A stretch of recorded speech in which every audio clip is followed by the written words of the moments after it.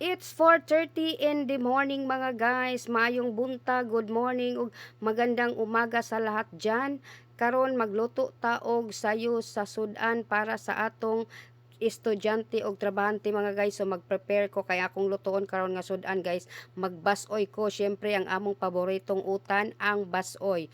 Og parisan dayon nako og peneritong isda nga yellowfin. Syempre guys, perfect combination gyud ng basoy og peneritong isda guys, no, mao gyud na siya ang lami kaayo nga Paris gina silang duha mga guys. So karon guys, ang akong giuna og luto ang pineritong isda kay daghan ra ba ni siya guys.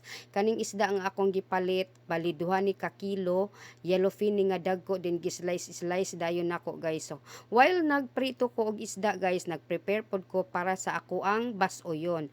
So sa akong pagutad sa kalabasa guys, gahi ang kalabasa guys, okay labo gid kaayo ni siya. Kay di ko ganan anang kalabasa nga dili labo, magpalit gani mo kalabasa guys, labo gid na siya kay munang lami labo, wa gid nay lami ang kalabasa nga dili labo kanang linghod. So karon guys, lami unta ning kalabasa kung dili nato panitan, pero gahian man ang bata. Ako rang gihapaw-hapaw og kuha ang panit, wala pud nako kuwai tanan og panit mga guys. So pagutad sa kalabasa guys, ingon ani ra pud ang akong gusto nga pagutad kanang dili kay dagko ug dili pud kaayo gagmay. Kay kaning kalabasa ug magluto ko guys, labaw nagbasoy, ako na siyang latan og maayo. Kinanglan lata gid na pagkaluto ang kalabasa kay aron musagol siya bitaw sa basoy guys, nga lami kaayo ang iya ang sabaw mo laut-laut. Munang lami gid kaayo na siya laton ang kalabasa. Og syempre naa jud na siya okra basta basoy guys, no. Ayaw pud na ninyo kalimti ang okra basta magbasoy mo, kay kaning okra maoning makapalapot sa ato ang sabaw sa basoy. Kanang lapot bitaw kay siya guys, nga lami kay ihigop kay medyo siya lapot-lapot sa mauna ang okra. Kung di lang mo ganan mo kaon og okra, bahala na, isagoli lang ninyo og okra ang basoy kay muna siya ang makalami sa sabaw, makapalapot na siya sa sabaw ang okra mga guys. Kay wala joy lami ang imong basoy kung wala joy okra, busa ayaw jud ninyo kalimti ang okra. So sa akong basoy guys, upat ra na siya ka klase ang akong gisagol nga utan karon, bahalag wala na ang uban. Basta kani mao ni ang importante, okra, kalabasa, alugbati ug kamuti tops ang ako ang basoy karon mga guys.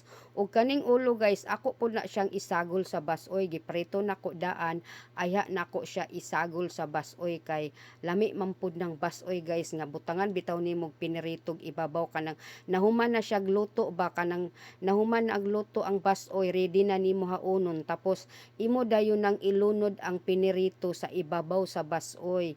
Muna ang makadugang siya og kalami sa basoy mga guys, kung duga og sagulan nimo og piniritong isda.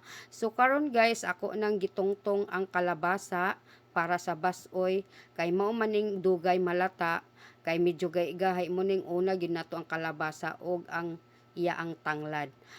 Kay lataon gina nako ang kalabasa guys, aron lami jud kaayo ang basoy. So tan-awa guys, o lata kayo ang kalabasa ana guys, no.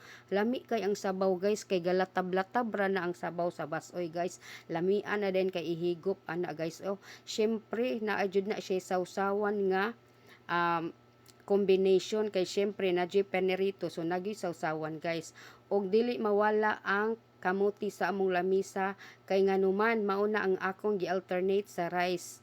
Kay nagless na ko og rice karon guys, nag-alternate dayon ko og kamuti kay dili na maayo sa akong kalawasan guys, nga daghan pa ko rice nga kaunon. Busa nagless gid ko og rice, wala gid ko nagkaon og rice og buntag o gabi, udto ra ko mokaon og rice mga guys. Munang dili gid na mawala ang kamuti sa amuang lamisa, kay mao pud na ang akong kaunon sa buntag ug sa gabi. Ug karon guys, nangaon na din